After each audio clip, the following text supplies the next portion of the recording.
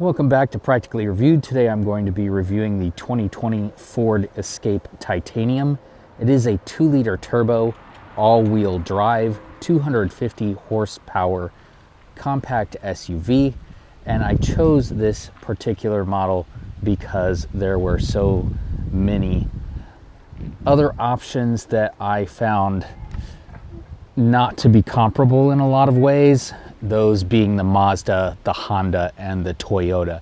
So I do think it's a terrific value, and I want to tell you why. Let's start off with the power plant here, which is the EcoBoost. It is a 4-cylinder, 2-liter turbo producing 250 horsepower. It is all-wheel drive. It comes with a prop rod, which is hard to find on some vehicles, and I do appreciate that. Walking around the vehicle, we have 19-inch wheels. I have added and upgraded to the brakes with Detroit axle drilled and slotted rotors and their pad set as well. I highly recommend that. I've tinted the windows on my Ford Escape Titanium. I also highly recommend that because the stock windows in the front don't match the tinted rears, the privacy rears. So I attempted to have them factory match that at the place I took this for tinting, and they didn't get it exactly right. Let's take a step inside the vehicle. First thing I'd like to show you is some of the trim on the Titanium. I do like this nice diamond piece here. However, the plastic on the bottom here is quite cheap and scratches very easily. We have a cup holder here in the bottom. I'm not quite sure what this piece is here. There is a little bit of the storage there if you need that. Bang & Olufsen stereo system is meh.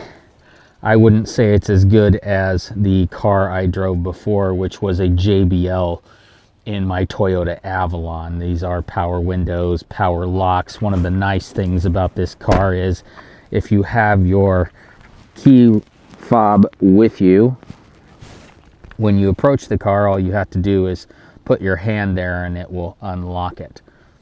Place your hand there, your thumb there, and it will lock it for you. Unlock, lock. Quite a nice feature.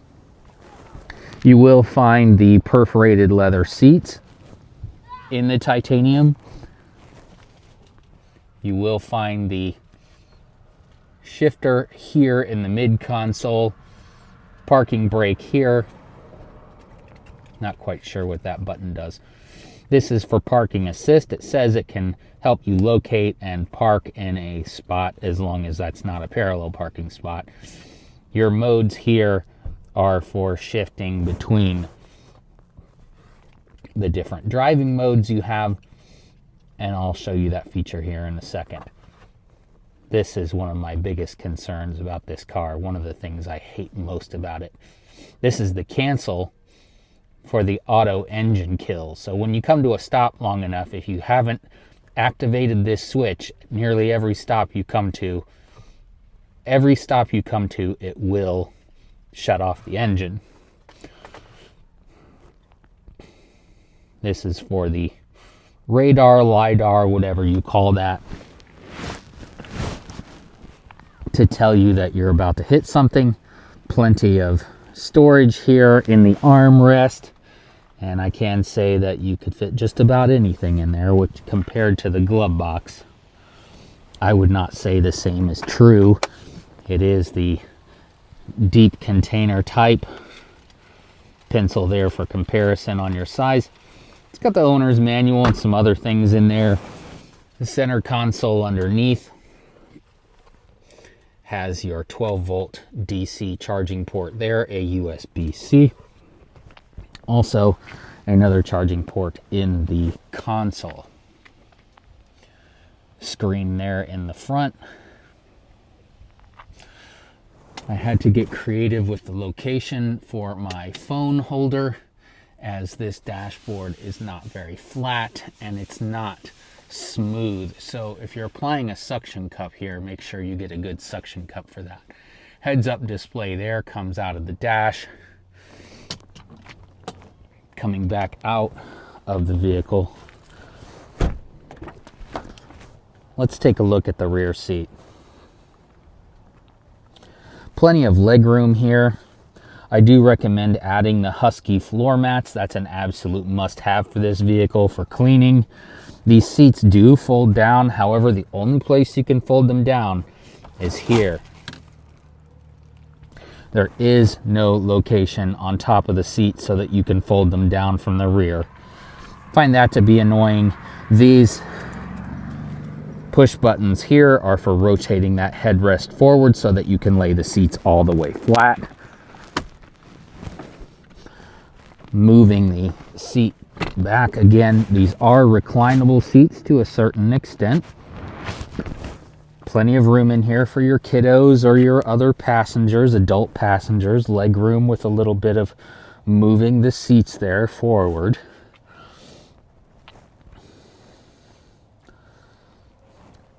One thing I don't recommend about this vehicle is trying to sleep in this back seat. It's very uncomfortable. I would say the best option for you is to lay down the back seats and sleep flat that way.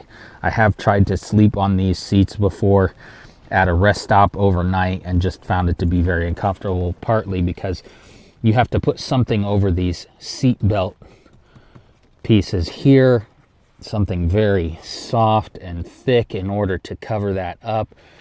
They do have a tendency to stick up. Move my son's video game out of the way there.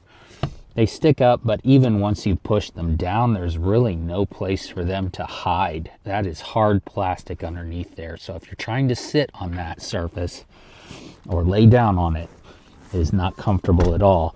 There is a center console with 2 drink holders here. And the nice privacy windows with the bars on top for you to hang on when the ride gets bumpy. Moving to the back cargo storage area. For reference here, I put a kid's bike in there and a baseball tee so that you can see the storage amount and capacity there.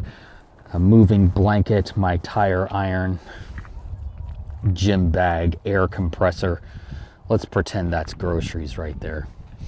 On the top here, you'll notice that there is a button to close this. There is no manual override for this. There is no way to push this down other than to have it do it that way, which I don't find very favorable at all. Looking at the rear of the vehicle, nice contoured aerodynamic lines. And one of the things I hate about this category is the fact that these all kind of look the same after a while, whether it's the Honda, the Toyota, the Fords, the Mazdas, whatever they are. The only other thing I can say that made me purchase this vehicle is that the cargo room and the rear seat room was much larger than it is on the Mazda. I test drove the Mazdas and I did not like their amount of cargo room. So I'll show you here when I sit in it.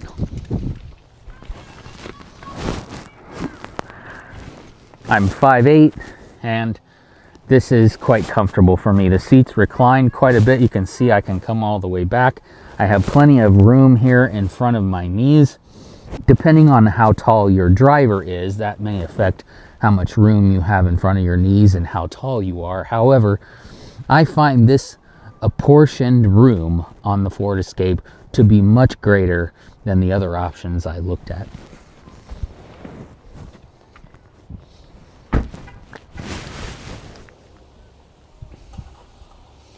So what are the other reasons you might buy the Ford Escape? I'll tell you mine. I came from a Toyota Avalon before this car, and I live in a city where the potholes are very bad, the roads are not very good, and also in our neighborhood we are the last to be plowed when there is snow and ice. So I need that ability to have all-wheel drive and get in and out of my neighborhood and to work and to other places. Also, the ground clearance on the Ford Escape is 13 inches. Very helpful when it comes to our potholes, as well as the amount of snow that we get here in the Hoosier State. I also purchased this vehicle because the transmission is not a CVT. 2-liter turbo, 250 horsepower. I will do a drive review and test as well so that you can see how well this vehicle accelerates. I would rate this car an 8 out of 10. I'll tell you why I didn't give it a 10, the things I don't like about it, in the next part of the video. I'm going to go over some of the interior features of the Ford Escape Titanium here. Start it up. You'll see the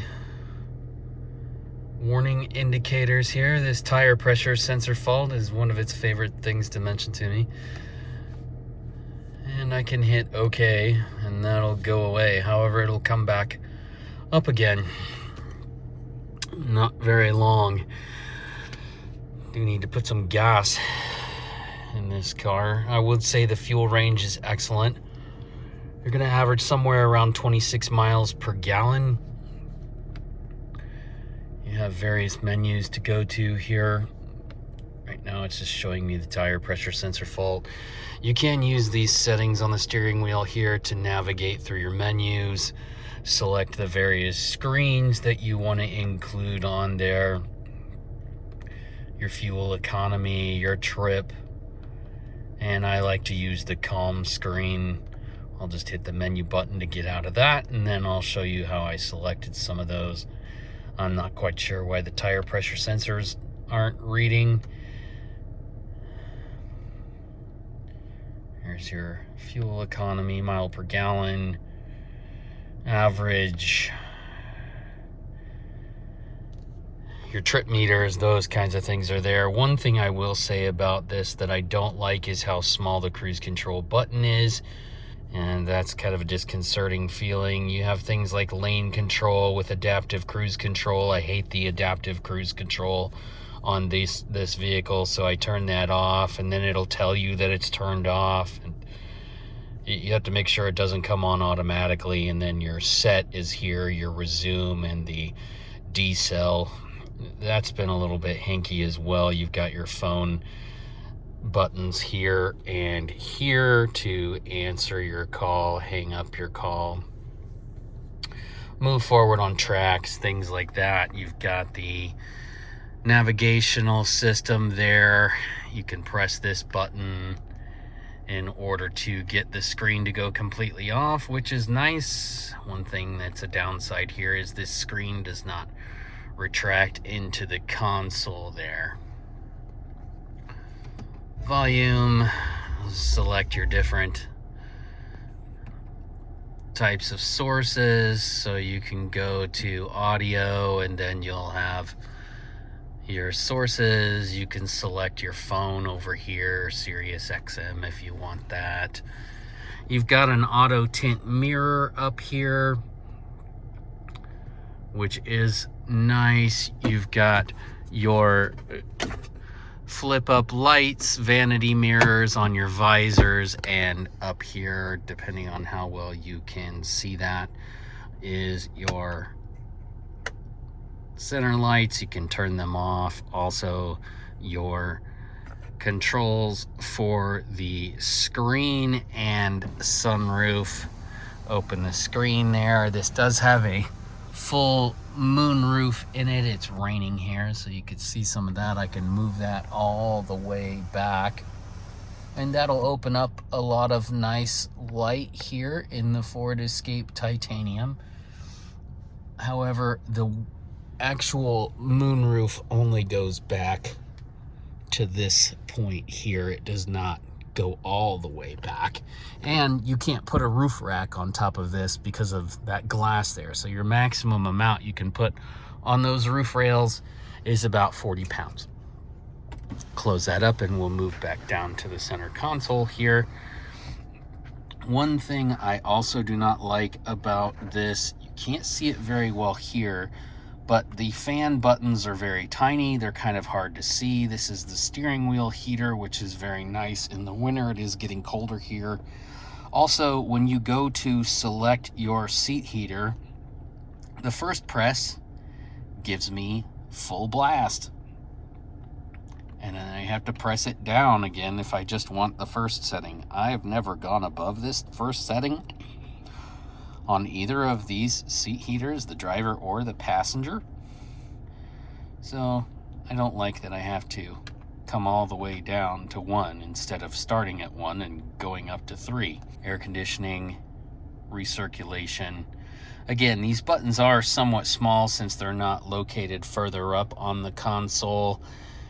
You have to look down to see those, and if you're getting older like I am, this would be nice if it were more visible. Moving down to the controls for the car, you do have a manual mode here if you wanted to press that, and that will allow you to use the paddle shifters here on the steering wheel to manually control your gear, and then the rest is just turning the knob. Your parking brake, also the nefarious auto start here. If I want this vehicle to not stop at every stop, to not kill the engine at every stop, I have to press this and turn it off. I would like it if there were an override there, I could keep it constantly off. Instead, every time the vehicle starts, if you don't want the auto start engaged for when you come to a stop and you sit there for a minute, you have to turn that off. And then you have the parking assists and also the barrier detection. That is a nice feature. You do have the backup camera available on this vehicle, which I will show you there. It gives you the nice lines to be able to use for that. And also this automatically sets the parking brake when you are stopped. It will set the parking brake if you sit for too long, and then you can hear that occurring. It does automatically come off, however, which is nice. On the Mazdas and some of the other vehicles that I drove, that was not a possibility, especially on the older models. You would have to remove that every time. So the seats are full leather, perforated, and they are controlled with electrics. So if you want to move the seat forward and back, you can get some degree of angle on these seats coming all the way forward. The downside is you have to wait all that amount of time for the electric motor to move it forward or back. Spacious back seat, and the cargo storage area, which I showed you in another part of the video.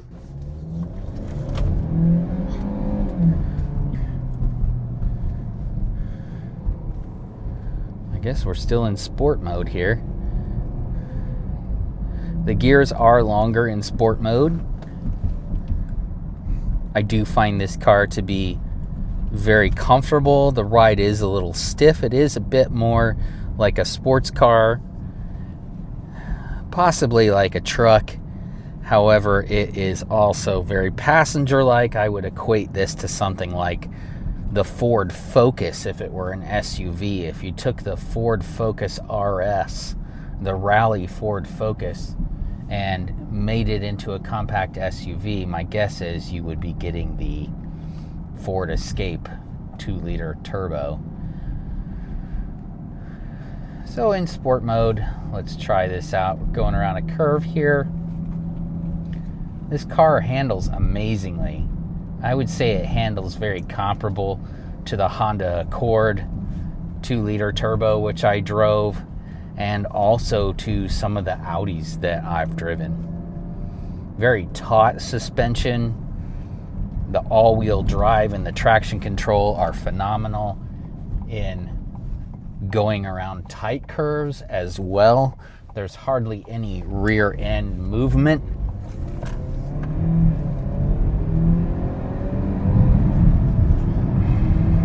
And we're already at 64 in a few seconds. So I think it's very, very fast for what it is with the 250 horsepower and the turbo. I would say that the throttle control on this is not always accurate. If you're going over large bumps, it has a tendency to hesitate and not stay on the gas where you've got it. So that's one of the things that I don't like about it. Very quick though, much of a sleeper for a compact SUV. The upgraded brakes I highly recommend as well, drilled and slotted I put on this, because the braking kind of subpar in my opinion, and I also run with a trailer at times when I'm towing my motorcycle. Let's take off again. Woohoo! She gets up and goes. All right, so I'll summarize what I love and what I don't love about the 2020 Ford Escape Titanium all-wheel drive with the 2-liter turbo. I love the power of this vehicle. I love the speed of it, and I love the agility. It is very nice to have something that resembles very closely the type of power delivery that I had in my V6 Toyota Avalon, producing around 178 horsepower. They do say that Toyota underrates their horsepower. However, I think that this vehicle has the true claimed 250 horsepower, and I find that that extra horsepower is also useful for towing. I would say one downside to that is your towing capacity is around 3,000 pounds. I towed an 850-pound U-Haul motorcycle trailer with this vehicle, and it did seem to tax it. It took away from the MPG, of course, as it would do with any vehicle. However, I would say that you would want to reduce the amount of weight that you're towing with this package as much as possible. It claims 3,000 pounds, but I would say at 1,000 pounds, if your trailer doesn't have suspension, especially like the U-Hauls do not, it's gonna give you that beating up feeling, and you will feel every time it moves around on the ball hitch back there. So that wasn't very comforting to me on around a 4-hour drive. It made it quite a bit longer as I had to keep the speed pretty low. However, your experience may differ with that. I would say I love the room and the apportionment of space in this vehicle. I find it plenty large enough for me at 5'8". I have had taller people in here and they've found it very comfortable as well. It is comfortable for children. If you have a nuclear family with 2 children and your spouse or partner, this would be a great vehicle. It's a great city vehicle, and one of the reasons I purchased it was because the roads are so bad here. So I get more suspension travel, a heavier suspension, all-wheel drive for the conditions. I do value all of those things, because the car I had previously was getting beaten to death with all of the potholes, the road construction, the uneven road surfaces, and I find that the Escape handles all of that in a much more comfortable and confidence-inspiring package. So if the roads aren't that great where you live, this can be a good option. Just keep in mind, this is not a four-wheeling type vehicle. It's not trail rated. I think it would do well with trail rated tires or snow tires on various types of terrain. However, I wouldn't go into lots of deep snow or sand or trying to climb mountains or crawl through mud bogs with this vehicle. The visibility is also great in this car. I can see all around, whether I'm looking in my rear view mirrors or whether I'm turning my head to lane check for passing or those types of things. So visibility is excellent in this car. Lots of big windows to see out of. It is compact. It will fit into many parking spaces where larger trucks won't, and I find that very useful. And also, I would say that the agility and steering and the touring capacity of this car are excellent. as well as having a heated steering wheel, heated seats, and some of the other creature comforts. The sound system is okay.